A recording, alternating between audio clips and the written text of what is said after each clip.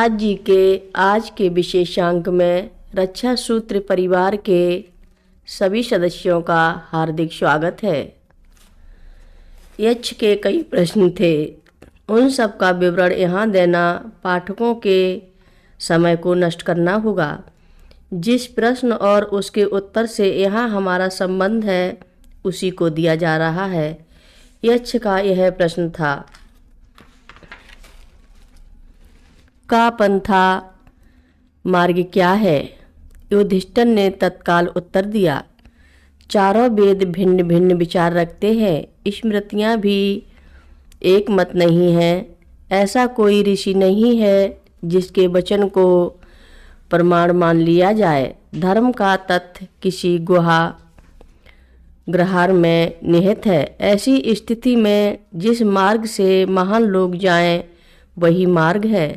हमें यह प्रमाणित करना था कि श्री कृष्ण ने गीता में ठीक ही कहा है कि लोग बड़े लोगों के आचरण को अपनाते हैं, वे जैसा करेंगे, जिस मार्ग पर चलेंगे वैसा ही अन्य भी करेंगे और बड़ों के दिखाए मार्ग पर ही चलेंगे। युधिष्ठिर धर्मावतार थे, अतः उनकी उक्ति भी कम महत्वपूर्ण नहीं है। इस व्याख्या के साथ ही संप्रति गीता से संबंधित उक्तियों को हम विराम देना चाहेंगे।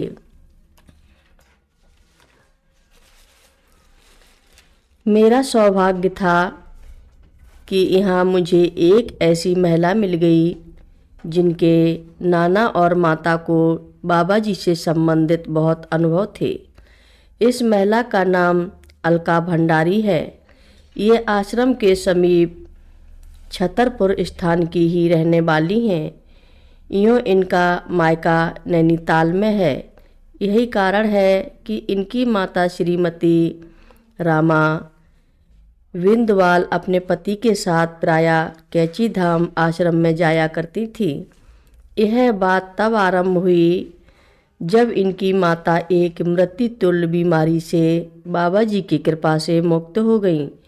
इनके जीने की कोई आशा नहीं थी। बाबा जी के यहाँ गईं तो बाबा जी ने 3 बार इनकी पीठ थपथपाई और कहा कि तुम्हारा रोग समाप्त हो जाएगा।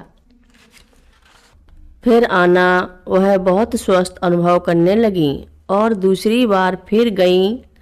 बाबा जी ने 3 बार पीठ थपथपाई और कहा, चिंता नहीं करो, पूरी तरह ठीक हो जाओगी। अब उनका स्वास्थ्य प्रायः ठीक हो चला था। वह पुनः तीसरी बार बाबा जी के यहाँ पहुँची। बाबा जी ने तीसरी बार फिर पीठ थपथपा कर कहा, अब तुम्हारा यह रोग पूरी तरह समाप्त हो गया है। ऐसा ही हुआ। वह महिला मृत्यु के मुख से बाहर आ गई, अब भी जीवित है। अलका भंडारी ने 2 बातें और बताईं। उन्होंने कहा कि उनकी छोटी बहन कपिला शर्मा पर बाबा जी की आज भी विशेष कृपा है। वह जब किसी समस्या से ग्रस्त होती हैं तो बाबा जी पर लिखी पुस्तक को उलटते पलटते ही उसकी समस्या का समाधान हो जाता है, उसकी मनोकामनाओं की पूर्ति हो जाती है, उसका रोग दूर हो जाता है। मैंने पूछा, आपके साथ ऐसा कुछ क्यों नहीं होता? उन्होंने कहा, हम दोनों बहनें उस समय बहुत छोटी थीं। मेरी बहन तो बहुत छोटी थी, माँ उसे गोद में लेकर गई थी और बाबा जी ने उसे अपनी गोद में लेकर उसे प्यार किया था। बाबा जी की इसी स्नेह का प्रभाव है कि वह आज भी बाबा जी की प्रिय पात्रा बनी हुई है। मुझे यह सौभाग्य नहीं मिला, इसलिए ही अपनी छोटी बहन की तरह मैं बाबा जी की कृपा पात्र शायद नहीं हो पाई, किंतु मेरी भी बाबा जी सुनते हैं और मैं उनकी शरण में हूँ। हर वर्ष गर्मियों में नैनीताल जाती हूँ तो कैची धाम जाना होता है। बाबा जी तो नहीं रहे, किंतु उनका विग्रह तो है, उनके द्वारा स्थापित मूर्तियाँ तो हैं, श्री माँ भी हैं, जिनसे मिलकर हम लोग अपना दुख दर्द कहते हैं। कथा लंबी है। आगे की कथा सभी भक्तों को अगले भाग में सुनाएंगे। महाराज जी की कथा सुनने के लिए सभी भक्तों का धन्यवाद।